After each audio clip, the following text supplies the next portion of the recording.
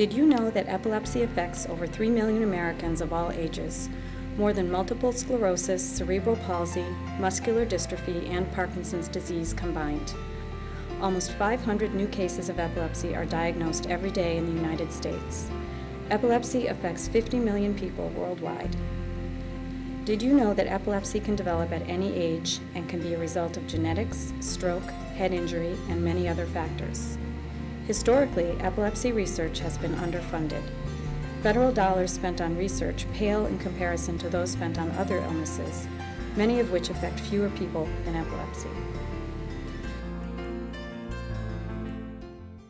Epilepsy is extremely common, particularly in children, and it's something that many times people are unaware of just how common it really is, because it can be your neighbor or your friend, but people don't necessarily discuss the fact that their children are having seizures. And so many times people will learn that it could be their child's classmate or somebody very close to them who's also going through the same situation.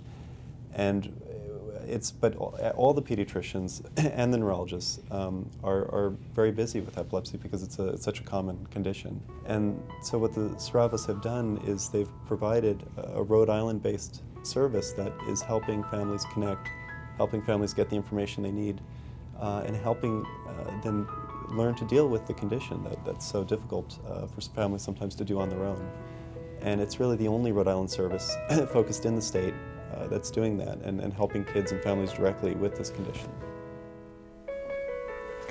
I think the first time I thought about reaching out to find others in the community that had epilepsy, I was directed to the Matthew Saravo Foundation, where I found a lot of resources for other people in the community that helped me along with all kinds of information, doctors, medicine, people that were having similar seizures to Ava, to where it helped me so much knowing that there are other people in the community that I can connect with. And I love the Saravo Foundation because it's one central place that their resource center in Wakefield has, where you can access all of that information and be connected with other families and just be involved in a community of people that are dealing with similar situations and understand what your life is like. The Matthew Saravo Memorial Foundation, the center, has helped our family out tremendously. Several years ago, Eric and I were really struggling. We felt very alone. We were looking for support, and when I met Debbie and Richard, and my husband met Debbie and Richard, it just changed our lives. They've touched our lives tremendously. I can't even tell you how good it feels to know that we have love and support, and that there are other people out there like us that are living with this on a daily basis and understand what we're going through. I can't even express in words how wonderful they have been to us. I mean, I've sent a lot of families to the Saravos because they can supply something that sometimes I can't always as a physician. And so the feedback I've gotten has always been universally that the families have found it very helpful to meet, to get the information, and sometimes just to talk. And it's one thing to have some of those discussions with your physician, but it's very different when you're talking to a family that's been there and that understands and that really knows what this family is dealing with. And that's something that Saravos can provide, in addition to the fact that they, through their resources within the office, but also through their connections around the state, they often can help people make connections with others in the area, whether it's helping finding family with children with a similar age or a similar condition, or helping even siblings in terms of coping with some of the issues related to the brother or sister. So it's through making those connections that they've done a lot of the work that's been so helpful. I have to say the Matthew Saravo Foundation was a gift that was given to me, and I mean that with all of my heart. After Megan went into the hospital the first time for her 72-hour EEG, and we actually found out that she had a completely different type of epilepsy that we initially thought she had. And Dr. Gaetanis said, you know, you really need to call these people. And he said, you know, Deb and Rick are the type of people that created something out of pure love and desire to help somebody else.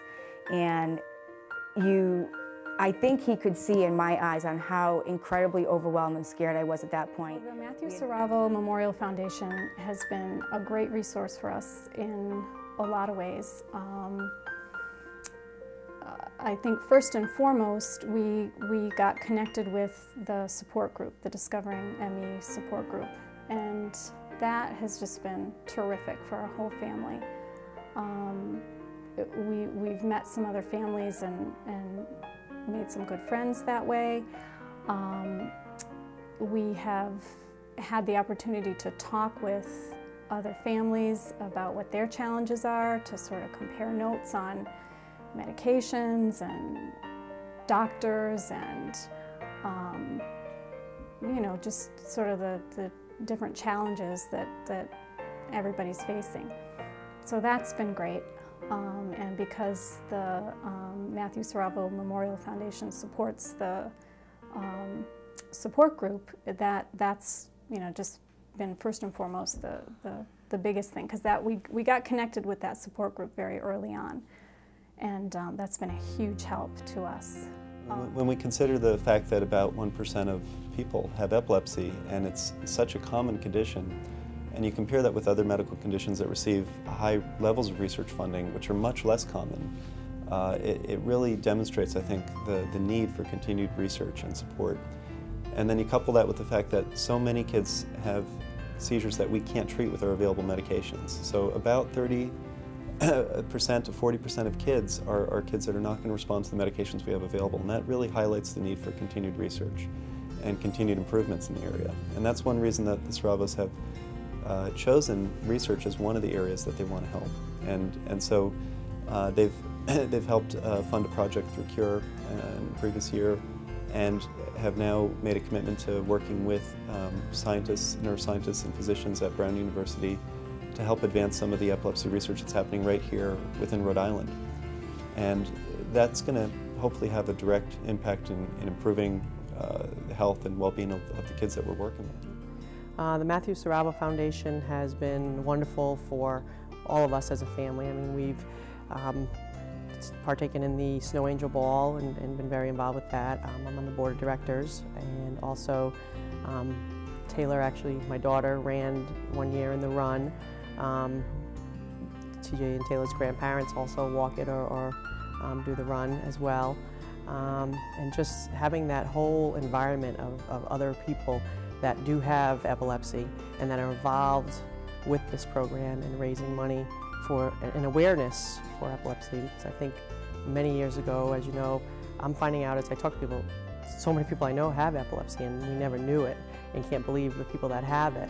And it's like a stigma, or was a stigma, but I think now it's definitely, the awareness is out there. They realize that people have all different types of epilepsy, and the more we can put into research, the more hopefully we can help the children and adults with the epilepsy.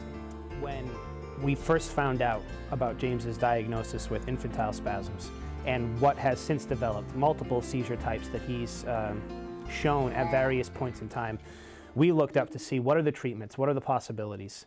And what we found consistently in all of the literature is that there isn't money for research to come up with solutions. The only way we can accomplish our mission is to seek support from our friends, businesses, and the general public. With your support, we will be able to improve the quality of life for a growing number of children and families living with the many challenges of epilepsy. Through the efforts of Matthew's Foundation, Matthew indeed continues to touch the lives of so many children and families.